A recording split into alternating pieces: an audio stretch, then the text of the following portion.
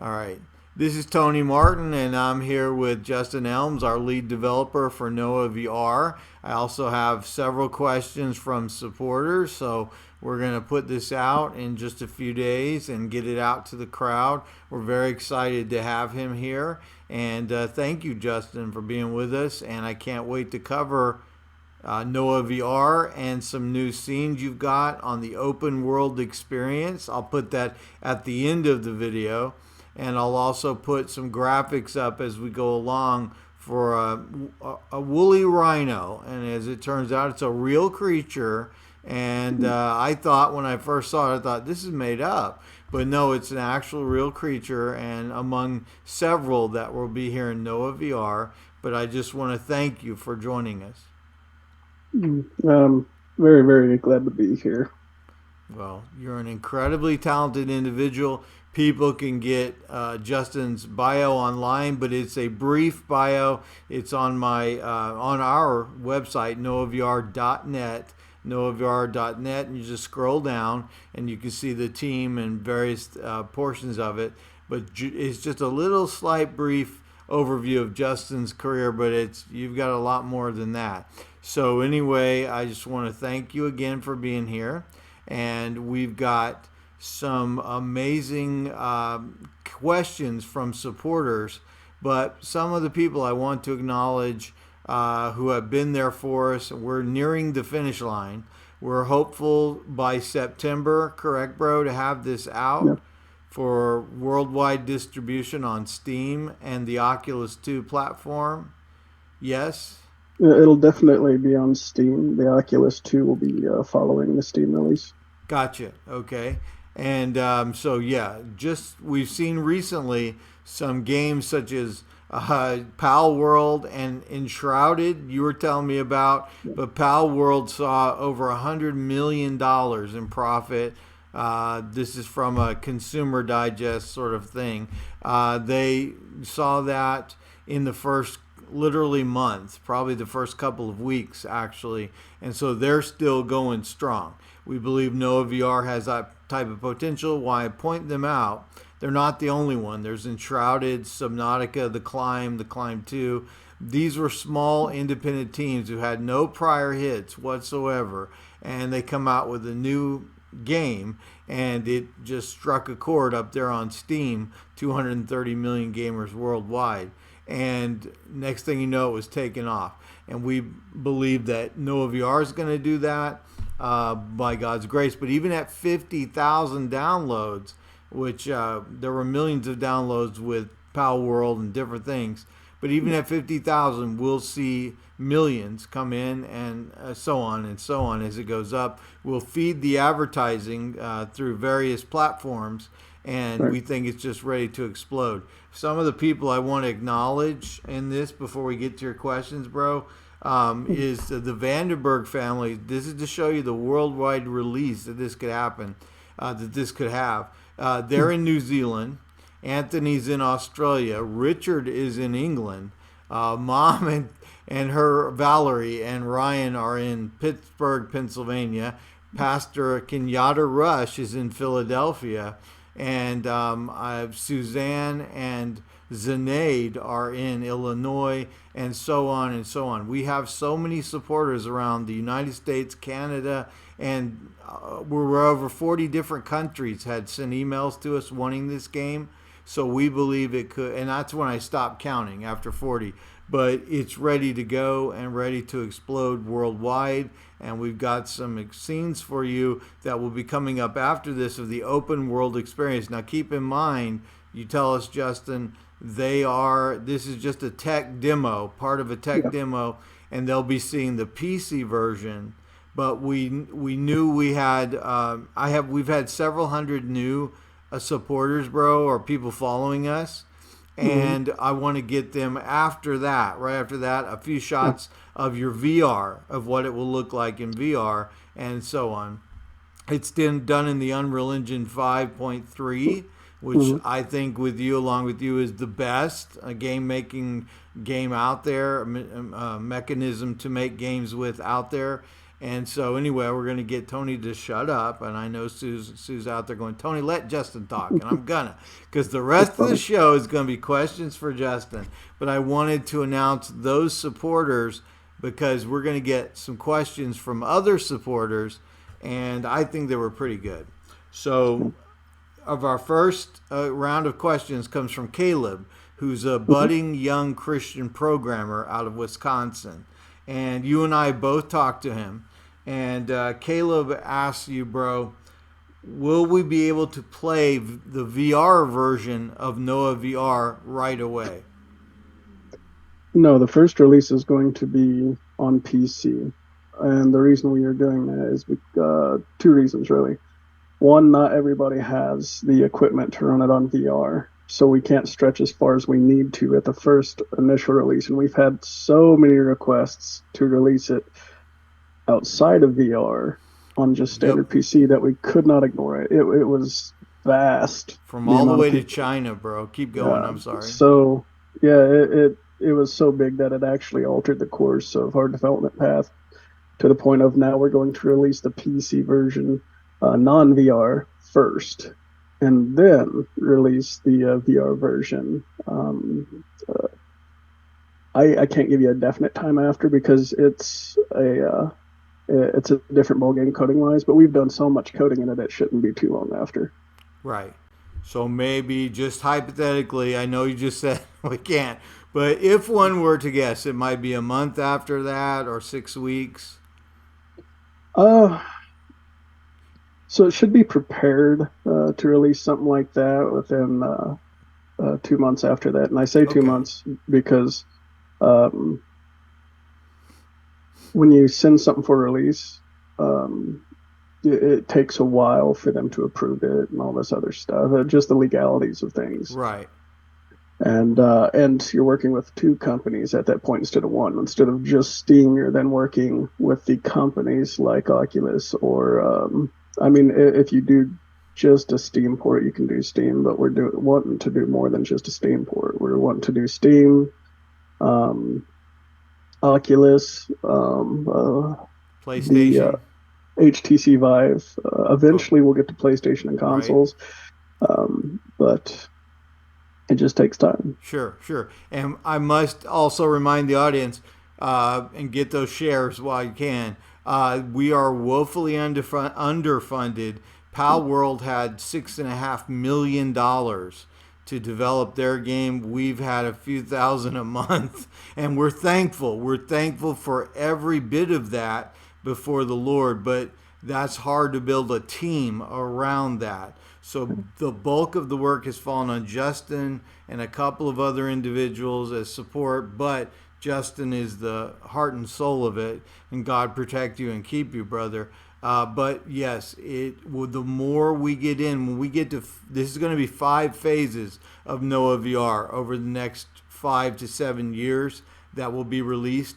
So we will finally, after this goes out for sale, by God's grace, we'll be finally fully funded. We'll have several $1 million to play with that will go out as profit as well to the supporters, but it will also go to us building a team and advertising so that a year after Noah VR Phase 1 is released, we're hoping to be able to release Noah VR Phase 2, and it will have a lot more on it. And that will play into some of these questions. So we're extremely thankful for the crowd getting us this far. And I believe, I'm really confident this is going to be the only time that is offered. And so it would be a good time to get in on it and help us get through the spring and the summer until the release in September of Noah VR Phase 1. We want to have 5 phases of it, and we'll go into that in a minute. All right, Caleb had a second one and said, will you have an inventory system in the open world Noah VR? Will you be able to interact with other characters? Um, Other characters talking about AI, yes. Inventory also, yes. We are not multiplayer though, at least Right. not yet. Which means you're not going to be able to talk to your friend across the ocean who's also playing at the same time, because it's not that kind of game. At least there's not that form of it yet. Mm-hmm. There. to develop something like that is extraordinarily expensive. You Yes. need to run servers and all of that, which is a big overhead per month. And so maybe later, Yes. but Those are but really good currently, questions, Caleb, by the way. Yeah, that's what I was thinking. Once we have more money, we'll be able to move into that theater of gaming. And obviously that goes up. But that was a good question. And you said yes, though the inventory will obviously be there, right? yeah. So what you'll be doing, and we'll probably dig into more of this later, is you'll be able to forge some things, do mini games like fishing and all this other stuff, which you will need an inventory for. Right. So, Yeah, this is awesome. All right, thank you. The next question comes from Andrew and his family. Now, he's a really smart young Christian man. Okay, also, I mean, same thing with Caleb, but he's kind of yeah. going into a different field of science. So, he wanted to know was, will the T Rex be scientifically accurate, or will Noah VR have marine So, dinos? um, so the answer is both. It's hard to explain this one really off the top. So yes, we will have a factual, according to the bone structure and everything of the T Rex, according to what we know. We use Institute of Creation Research Yep. for a lot of our information. Well, most all of our information in regards to that stuff. So it's as accurate as we can get it. And uh, in regards to altered dinos and stuff like that, of course, but that also becomes and here's what a lot of people don't they overlook oftentimes is whenever you take something and then you add more to it, more to it, more to it, it becomes very expensive because 3D art, I know AI has come a long way, but AI still cannot properly do 3D art. So 3D art is still expensive. Yes. So whenever it comes to adding various other things, um, yes, there will be some extra features, but to what degree I cannot tell you yet. Thank you, bro. Very good. What I was going to add to that is the more, when we get through phase one, we're going to have the ability to hire more programmers and more artists. People don't realize that art goes into this game. And we want to, especially for those who are aware in this crowd, and some of you are from Rob Skiba's crowd, and unfortunately, Rob went home. Well, not unfortunately in the sense that he's home with the Lord, but we miss him. But Rob Skiba, who is a part of this, he has a lot of books and videos out there on the Nephilim and the things they did playing with the genetics. And that I would encourage people to go look for Rob Skiba, comma, Book of Giants, or a guy I like, Ken Johnson, since Rob went home, Ken Johnson, comma, Book of Giants, because the Book of Giants was a book that was held as quite factual and even religiously accurate according to the Essene community with the Dead Sea Scrolls. So Ken Johnson, but Rob Skiba is a little more. Ken Johnson can kind of put you to sleep. Rob is a little more animated, or was. Of course, he is. He's home with the Lord, but he's was more animated. His explanation of the DNA and the messing with the DNA that the fallen angels did out of the Book of Enoch. And it will give you specifics about it. Rob will go down that. And this was once known by everybody. And that gives, as we're playing with genetics today and modern man, and he's beginning to blend kinds. That's the words that were used in the Book of Giants for the fallen angels. They were beginning to blend kinds. So God had separated certain kinds from certain other kinds, and they were playing with the DNA on the genetic code. And that's why Jesus said, as it was in the days of Noah, so shall it be at the coming of the Son of Man. So we understand that, and we want to create T-Rexes. Some of them made it on board the ark. Some did not, obviously in the younger form. And it clearly explains that in certain other apocryphal works that were found in the Dead Sea Scrolls.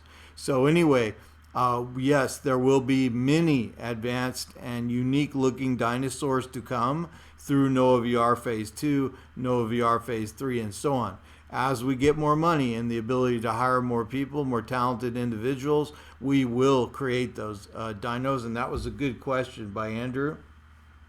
And Kimberly's his mom and they, bro, have been tremendous help as well recently. As everyone I mentioned just before, I mentioned prior, we would not have been able to make it without the ones who were mentioned and certain specific people. Kashan, I meant to mention Kashan in New York, by the way. We got supporters in New York. We got supporters all over the place. Buffalo, city of New York. Kashan has been incredible. If I forgot anybody, there's so many people. Please forgive me. Sue, who bro, has become just an amazing help to us in the business and in the support group. Sue asked you, first of all, she said, Tony, let Justin talk. So I've been trying to do that, Sue. I've been trying to, I hold my arm back here. But anyway, what does making this game mean to you? She asked some really profound questions as well. What does this game mean to you? So this is a good question. Yeah, they're all good. Right. So growing up, I used video games, especially in my teens, as escapism. And most people nowadays do. It's one of the largest forms of entertainment in the world right now. And it started off because of that. It's the ability to go in to another world and experience other things. And you get to be the main character in that world. You get to experience a wonderful story. It's like if somebody were to tell you a parable, or if somebody were to give you a controller and say, okay, play the parable, experience it. So to me, growing up, you didn't have any options outside of the secular audience. I say audience outside of the secular system. So you had to just take what you could get, and it wasn't always okay. It wasn't always good, admittedly. So to me, it means not just inviting people into I don't want to say safe space because it's a challenging space. The Bible, for example, can be challenging to us. And we don't sometimes feel it as necessarily safe because it invites us to die in our flesh. But it's an invitation to a world that leads you to that, and then also helps you learn more facts, that helps you grow. So again, what it means for me to make this game is to break open a path, a door, so that not only this can impact the world where they're at, because right now they're in their screens. The world is in their screens. It's the highways and the byways of today.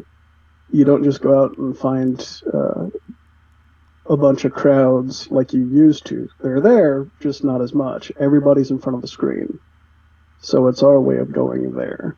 And it means bringing that to them where they're at. Amen. All over the world, by the way. And I just saw on the news today a report where a huge contingent, a huge number of U.S. soldiers, both based in the United States and overseas, are playing games. And many of them are battling depression. And the video games are helping them with their depression. And can you imagine if we could give them the gospel at the same time and give them an adventure game that fits it and opens it up to the gospel? And the other thing I wanted to say is, like I said, there was a pastor I talked to a couple of years ago, and he said, Tony, do you realize that you guys, how many evangelical Christians are in America? Tens of millions. And he said, do you know how many will buy your game on the hope that it's good? Because there's nothing else out there. I mean, there have been Bible games, but most of them are trivia based or were console, which were very difficult and very expensive. With this game, you simply go to Steam or to our website and you'll download it. You pay your price, you download the game, you play the game. And so, never before in the history of gaming has it been easier for a small company to become super rich overnight. And as one guy, you talked to John as well, bro. As one programmer, he talked to me when I talked to him, bro, and his wife. He said, Tony, I can't believe somebody hasn't thought of this before. And this guy's worked on some successful games. And he said, I can't believe somebody, and he picked up the term I used, families of faith, around the Holy Scriptures. And he's Batman, I can't help but say it. I was raised in that era. But anyway, he said, I can't believe somebody hasn't cornered the market for that already. He goes, you guys could. You guys could have a monopoly on the faith crowd. And the truth is, that was the Lord who showed us that, not our own savvy. It was the Lord Jesus. And it's a wonderful byproduct that once we get this out there, millions could be downloading this by God's grace and give us the power to make a super duper Noah VR Phase 2 and Phase 3 and so on. So really, this is the only time you go to our website and you'll see shares there, or email me. I'll put the email address down below, bro, because we got hacked in the email address and the Google account. I don't trust them anymore. But anyway, I want to use them as little as we can. But anyway, lo and behold, there is a chance to have shares in the game. And now's the only time we'll offer that. Yeah. I really believe it. And we're going to be so set for the next stage 2, stage 3, and we're going to release a stage, or try to, every year to year and a half, and for the next 7-8 years. And then it's just going to sit up on the hosting platforms for years until it's exhausted from sales. So it has the potential to bring wealth to everybody involved by the grace of God. So I wanted to get that out there because there will be other creatures, and I know specifically that you know that it will bring hope to so many people playing late at night when they're depressed. And they do it now, right? They click the game on, or they download it. And I was surprised, though, bro, when I saw the news report today. It was at noon, the local news. We were checking the weather, and they had a report on military personnel are you playing games to battle depression more than ever. So imagine what this game could do for that. Sue had one more, and she's got the really good personal questions. Okay, Sue asks, who is your favorite character in Noah VR? I know I'm going to shut up, Tony. Go ahead. Who's your favorite character that you've worked on and created? So far, Ham. Aha. So far. Wow. I like Ham too, but usually it's with mayo and... Okay, I'll shut up. Lettuce. All right. No, Ham has been a treat to work on. He has just creating him in a 3D way, trying to get what the root of. So Noah's kids would, if you were to look at history, would branch off and create all of these different social groups, or social groups ain't even. Or tribes of men. Tribes of men. And so to take all that and try to think, okay, what would that look like if you combine it all into one man?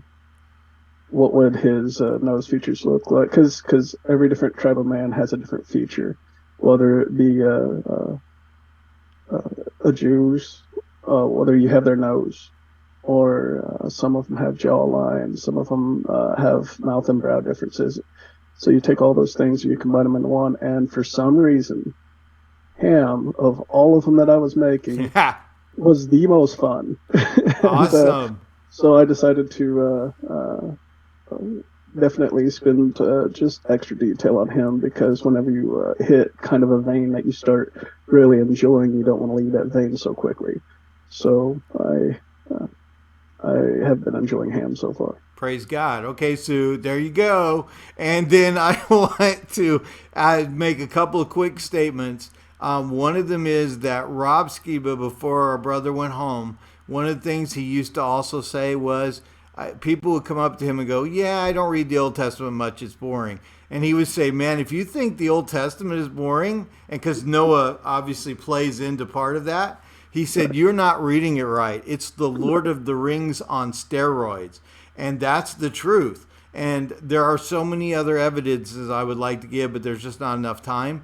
But Right. this will play into that, and it will set the stage for the coming versions of Noah VR Phase 1, Phase 2, and so on. But also Mhm. other games we're hopeful to do about Oh King yeah. David and how he united the tribes of Israel after Saul died. They didn't just come up to him and go, "Hey, dude, why don't you be our king?" I mean, he had to earn the right. And the sons of Issachar, if anybody's done studies on that, the wisdom God gave the sons of Issachar, they threw in behind David and said, "This guy is the anointed. Okay, he's going to be the king."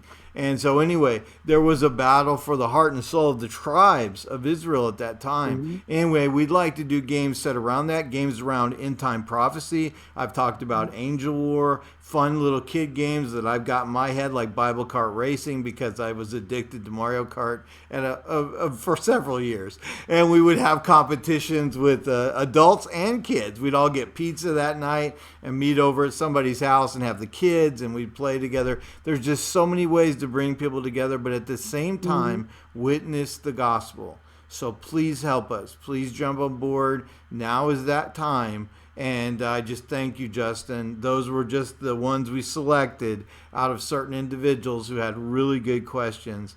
And I would like to do this more often. I'm gonna wait and let this run for a couple weeks. I got to say something real quickly. You made me think of it. Our largest, most viewed video was on the Shroud of Turin, where the Lord had me about 3 years ago, brother. I know you know. Hmm. Take about 45 different documentaries on the Shroud and the proof for the evidence for the resurrection of Christ. But here's the thing. It got over 1.5 million views in those 3 years. And if you notice on the Shroud, Jesus and his, are you losing power? No, no, something was on my secondary screen flashing a Gotcha, little bit. I'm gotcha, like, what is brother. that? So, Okay, I thought you'd come under moth attack, but anyway, Jesus knows, like you said, was very pronounced on the shroud. If the shroud is, and hmm. evidence is honestly overwhelming that it was his burial cloth and resurrection, evidence for the resurrection. There, please, I'll put that in the email when I send this out Sunday. I'll put that. I've been always keeping it there, but you'll see if you scroll down, especially at resurrection season and the Passover lamb and everything, which he was.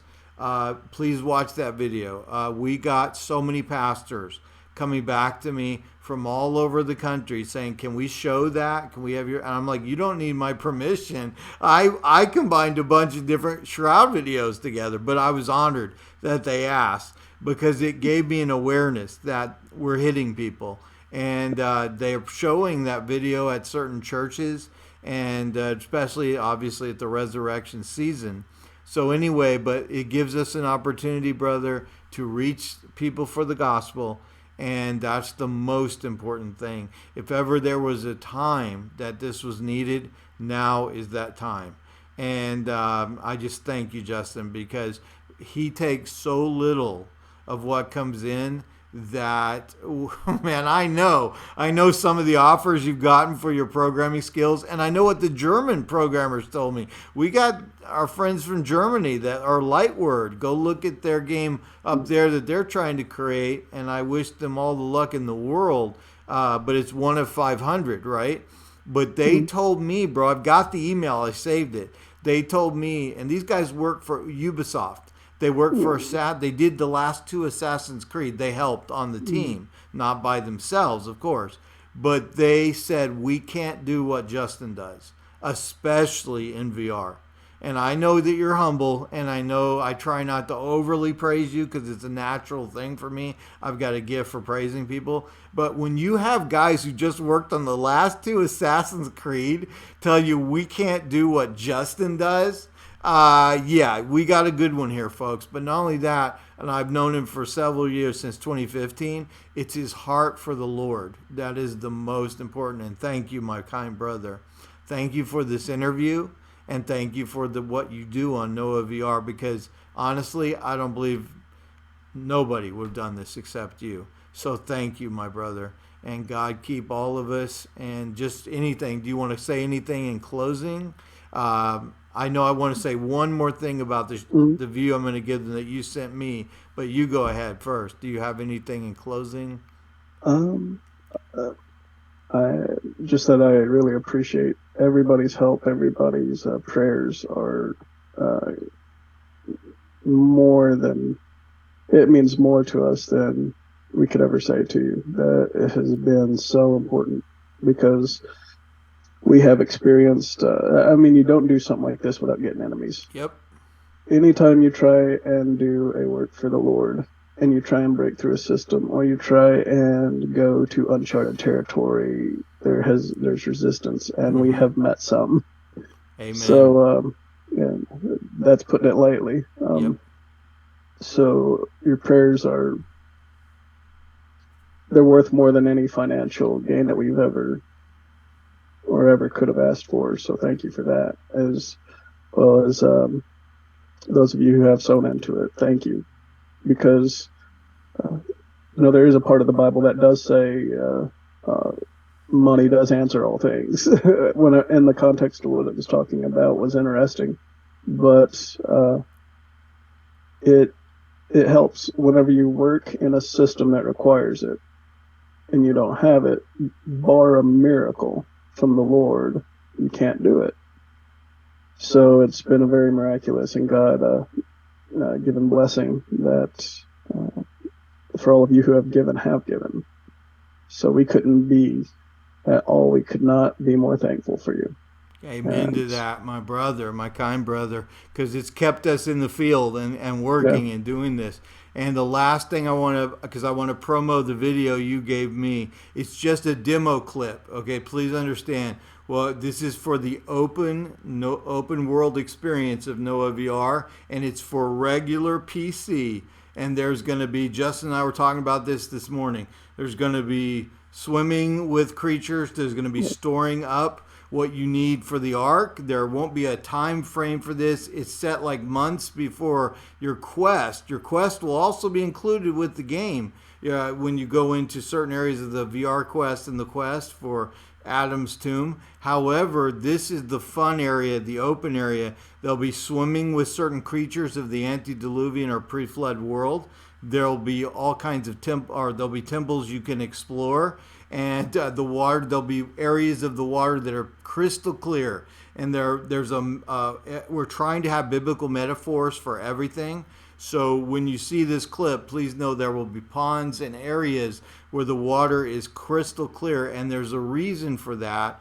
And we're going to have fish come up to you and swim next to you, pre-flood creatures, large ones, some of them, and you can swim yeah. with them. You can get your food stocked up for the flood, store it in the ark. You can, what did you call it today, bro? Little games within the game Oh, itself.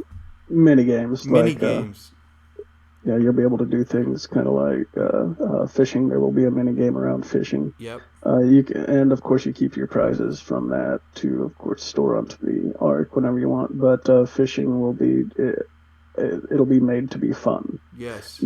not feel like a survival aspect, but have a fun part of it because Yes. there's so many survival aspects to things that you have to in a video game take time to take that. Some people would call it a comedy relief style of thing. Well, this is going to be a fun relief style of thing, and they're just little things like that from mini games. And one last little tidbit on that front. I didn't even, anyway, we have a cordon bleu chef who is in our support group from the very beginning, way back in 2015 when we weren't sure. We were with Rob and we weren't sure what we were going to do, Archon Invasion or whatever. But she's a cordon bleu chef. She works at the University of Arkansas. Her and her husband she said to me, Tony, you can ferment fish. They probably did have fish on the ark. And I was like, oh my gosh, I forgot about that. That was what the Native Americans showed, like a lot of the pilgrims when they showed up. There's a fermenting that you can do to fish. So when they are fishing, you can actually store that up for the ark. And I didn't think of that. And so anyway, thank you, Shauna and her husband Thad, and they're going to be opening up our Instagram, helping us with our Instagram. They've got an Instagram channel that gets, usually the videos they put up get hundreds of thousands of views. So that'll be a whole new arena for us, as well as other things that we're going into right now. So these next few months, Justin's continuing the development, and I'll be continuing promotion. And we thank you guys for your support, because you keep us in the field and keep us fighting down there like soldiers in the field. And I'll stop there. I big mouth, and I could keep going on. But anyway, Justin, thank you, brother, for your help and doing this. And we'll get this out to the crowd, ideally this Sunday. And I just can't thank you enough. And we got to do this more often, because you're wonderful. Thank you. I appreciate it. I appreciate all you do as well, in a big way. Well, you're welcome, brother. And God keep you. And we'll just call it here. And I can't wait to show them the new clips. But they got to remember, this is just a demo. And you're using the crash test dummy guy, right? The so-called crash test dummy guy. This is not the characters. This is just a demo to show you some climbing and some adventure in the pre-flood world. It's going to range all over, and it's going to have, like we talked about, these temples, these sliding down these waterfalls that are naturally built, and some of them not naturally built. There's going to be a lot of fun. It's going to be a lot of fun in the open world. But then when you're ready, you just click over and go to the quest for Adam's tomb. So anyway, it's going to be the bomb. I'm so old.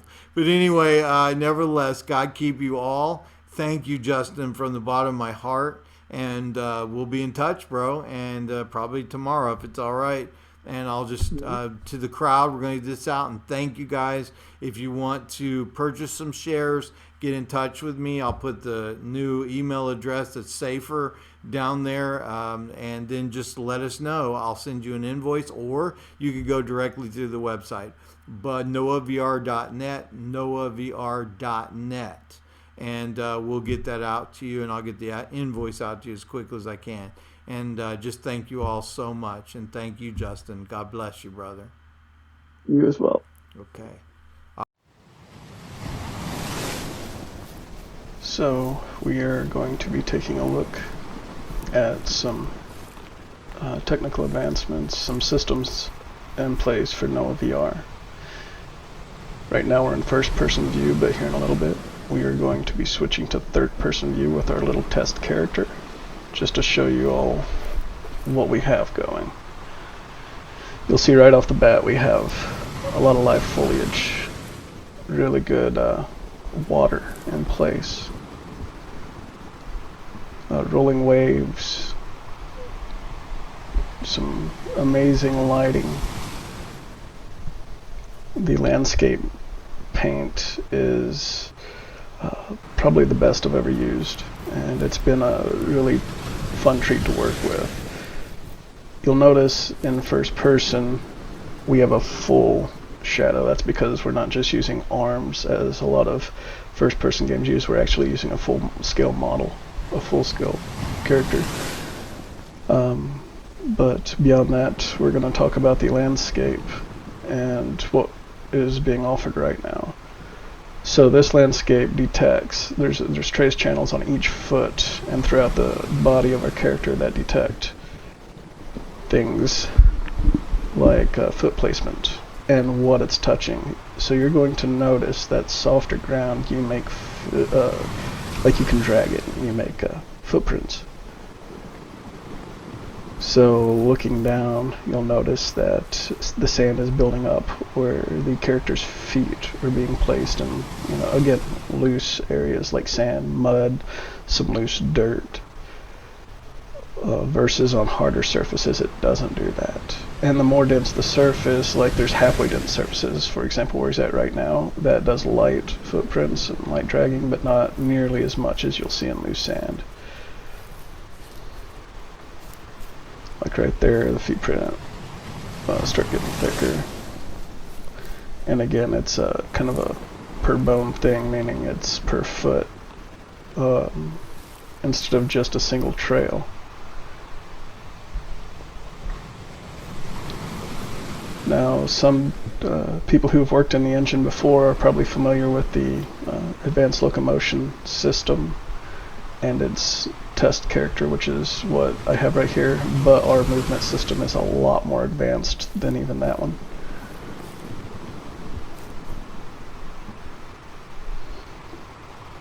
And this is showcasing right here the kind of the way the foliage and paint work. So as you crawl through the foliage, the higher foliage will move around the character's body and bend to the feet, and I understand that it's a little harder to see on video, but this system actually gives us the potential to have tall grass that as you walk through can leave a patterned down trail of bent over grass that gradually will come back up after a while. So if you have a field of grass, say up to your chest, you can walk it over in a path kind of way. Now we're going to showcase a little bit of the water system, and none of this is finished yet. It's all still being improved on. For example, the caustics of the water in reaction to the character, that's all going to be implemented heavily. You'll notice that the parts of the character that are underwater back there had lighting refractions on his legs that he did not have whenever he's above the water. So parts of the character that are underwater look like they're underwater. Our climbing system is pretty good. It's actually almost pixel perfect. And I'll show you more of that later, but for right now we're going to dive a little bit more into the water here in just a moment. Let me go ahead and oh yeah, the ocean waves, you'll notice splashes of water and stuff. That's all built in Niagara. It's Niagara effects. So it's the same effects you're also going to see on the fish. The fish is a particle effect that really looks like a 3D model, and they react to the character but as a particle effect. Sometimes they'll spawn in, we're working on that and getting that all smoothed out right next to the character, but other times they just they'll run away from the character at times. Other times they'll kind of float around the character and swim around the character. They're very reactive because of the power that Niagara gives us. You'll notice under the character is more mud-like substance because it's a little bit deeper water, and you can drag your feet and kind of dig a hole if you want. But yeah, it can react to your arms, even your forehead. If your forehead touches the mud, it will make a path with your forehead. And we toyed around with that for quite a while. Let's see here. The shadows kind of took that away. We'll see right here. Forehead trail and hand trail. There it is, forehead trail. Hands. But yeah, kind of just pushing mud. We will get to the point where we have the mud actually accumulate on the character itself. It's just not there right now. So look for that in the future. All of this has taken a long time, not only to upgrade the technology to do it, because we've been under development for quite a while, but to make it flow smoothly in such a way that's performance light, meaning that a mid-grade computer should run this just fine. I got one with a graphics card and, you know, meets the minimum system requirements. What we're looking for right now, it's probably the pet, either the pet alligator or the pet crocodile. Yep. And there it is, floating on a log. It's not fully coded out yet, but he can sit there and just kind of let the water move his tail a little bit, it looks like. And we have yet to name that thing, but there'll be many more of those. And we're going to cut this right now and set up a place to show you the actual climbing aspect of the game. Alright, so here's the climbing aspect of the game. I'm going to show you a detailed system that we just threw together real quick. That really messy climbing glob up there full of squares. So what we can do is our character actually traces, using his eyes and hands and whatnot, actually traces if a ledge is grabbable. And you could do this with any mesh. You could do it on a cliffside that you throw in the map. And as long as the cliffside is done correctly, you don't have to pre-program ledges at all for this. It simply just scans, and if it finds a grabbable ledge, it works. So we'll go ahead and jump up here. Now, what's going to happen is he has several options here. He can go left, he can go right, he can climb straight up. His feet are hanging off because there's no place to put his feet. Now he's going to go up and his feet are now placed. Goes back down, his feet are hanging again.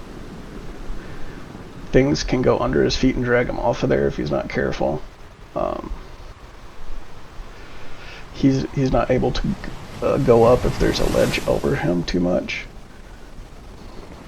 So right here, since his feet are planted, he can actually use his arms and legs and jump up higher and grab higher ledges. But down here he can't. Again, up here he can. He has the option if you hold up to grab higher ledges. Now, what we want to do is go diagonally to the right to a thinner ledge. If that ledge is out enough, he'll grab the lower ledge. If it's not out enough, he'll grab the safer upper ledge, which will lead to the top, like that. He can climb around corners. He will choose the safest ledge.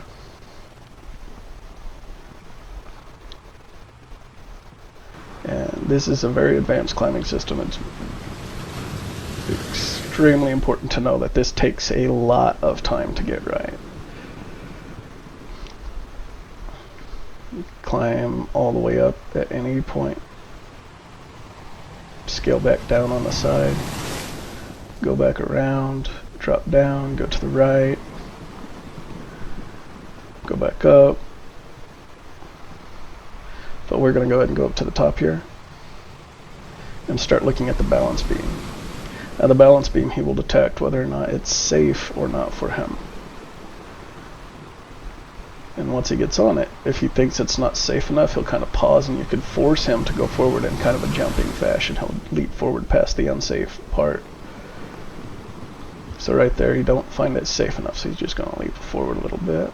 Then he's going to hit this block right here. And loop. So instead of trying to climb down all these and go through all that, I'm going to just try to drop straight to the bottom one. And I'm going to actually shorten this a bit. So I'm going to cut it off right here and fast forward because this took me a minute to get the timing right. Alright, so we made it. And we have a line truss set up to where if you're high enough and running, you will actually dive into the water instead of just dropping in with your feet kicking. And if you're even higher than that, to keep it safe, your feet might kick a little bit in the air, but you'll be more stiff as your legs go down, and we'll show you that in first person pretty soon. Because we do want you to see what this game looks like in first person, what it feels like to climb in first person, because a lot of this game is going to be done in first person.